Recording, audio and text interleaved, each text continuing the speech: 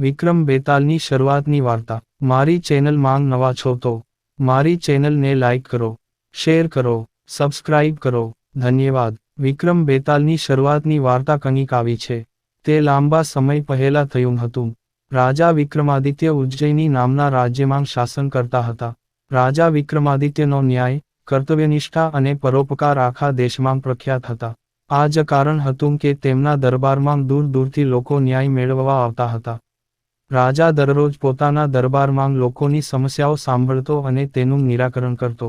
તે માત્ર એક દિવસની બાબત છે. શાહી દરબારની સ્થાપના કરવામાં આવી હતી. એટલામાં એક સાધુ વિક્રમાદિત્યના દરબારમાં આવે છે અને રાજાને ફળ આપીને ચાલ્યો જાય છે. રાજા તે ફળ ખજાનચીને આપે છે. તે દિવસથી સાધુ દરરોજ રાજાના દરબારમાં આવવા લાગ્યા. તેનું રોજનું કામ રાજાને ફળ આપવાનું અને ચૂપચાપ ચાલ્યા જવાનું હતું. રાજાએ સાધુએ આપેલું ફળ પણ ખજાનચીને રોજ આપ્યું. આમ કરતાં કરતાં લગભગ 10 વર્ષ વીતી ગયા.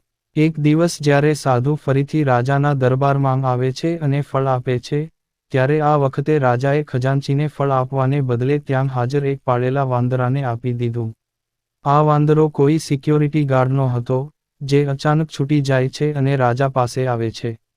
જ્યારે વાંદરો ફળ ખાવા માટે ખેંચે છે, ત્યારે ફળની વચ્ચેથી એક કિંમતી રત્ન નીકળે છે. તે રત્નની ચમક જોઈને રાજદરબારમાં હાજર દરેક લોકો આશ્ચર્યચકિત થઈ જાય છે. રાજા પણ આ દૃશ્ય જોઈને આશ્ચર્યચકિત થઈ જાય છે.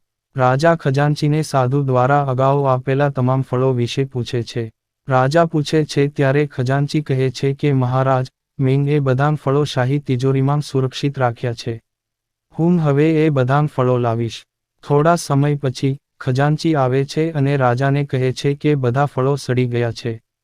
કિંમતી રત્નો તેમની જગ્યાએ બાકી છે. આ સાંભળીને રાજા ખૂબ જ ખુશ થાય છે અને તમામ રત્નો ખજાનચીને સોંપી દે છે. આગલી વખતે જ્યારે સાધુ ફળ લઈને ફરી વિક્રમાદિત્યના દરબારમાં પહોંચે છે, ત્યારે રાજા કહે છે, સાધુ, જ્યાં સુધી તમે મને નહીં કહેશો કે તમે મને દરરોજ આટલી કિંમતી ભેટ કેમ આપો છો ત્યાં સુધી હું તમારું ફળ સ્વીકારીશ નહીં. રાજાની આ વાત સાંભળીને સાધુ તેને એકાંત સ્થળે જવાનું કહે છે. તેને એકલા લઈ જઈને સાધુ રાજાને કહે છે કે તેણે મંત્રોની પ્રેક્ટિસ કરવાની છે અને તેના અભ્યાસ માટે તેને એક બહાદુર માણસની જરૂર છે.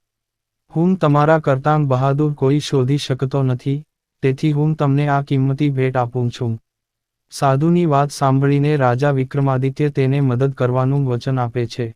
પછી સાધુ રાજાને કહે છે કે આગામી અમાવાસ્યાની રાત્રે તેણે નજીકના સ્મશાનગૃહમાં આવવું જોઈએ, જ્યાં તે મંત્ર સાધનાની તૈયારી કરશે. આટલું કહીને સાધુ ત્યાંથી ચાલ્યા જાય છે.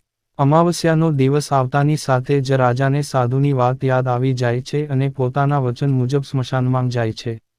રાજાને જોઈને સાધુ ખૂબ ખુશ થાય છે. સાધુ કહે, હે રાજા, તમે અહીં આવ્યા, મને બહુ આનંદ થયો કે તમારી વાત યાદ આવી. હવે અહીંથી પૂર્વ તરફ જાઓ. ત્યાં એક મહાન સ્મશાન જોવા મળશે.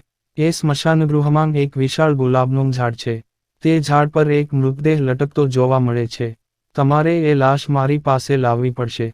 સાધુની વાત સાંભળીને રાજા સીધો મૃતદેહ લાવવા જાય છે.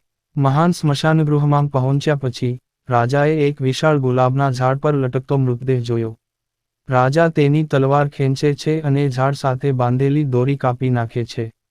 તાર કાપતાની સાથે જ મૃત શરીર જમીન પર પડે છે અને જોરથી ચીસોનો અવાજ સંભળાય છે. દર્દનાક ચીસો સાંભળીને રાજાને લાગે છે કે કદાચ આ કોઈ મૃત વ્યક્તિ નથી, પરંતુ કોઈ જીવિત વ્યક્તિ છે. થોડા સમય પછી, જ્યારે ડેડ બોડી જોરથી હસવા લાગે છે અને પછી ઝાડ પર લટકી જાય છે, ત્યારે વિક્રમ સમજે છે કે આ ડેડ બોડી બેતાલના કબજામાં છે. ઘણા પ્રયત્નો પછી, વિક્રમ બેતાલને ઝાડ પરથી ઉતારે છે અને તેના ખભા પર લટકાવી દે છે. આ પર બેતાલ વિક્રમને કહે છે, વિક્રમ, હું તારી હિંમત સાથે સંમત છું.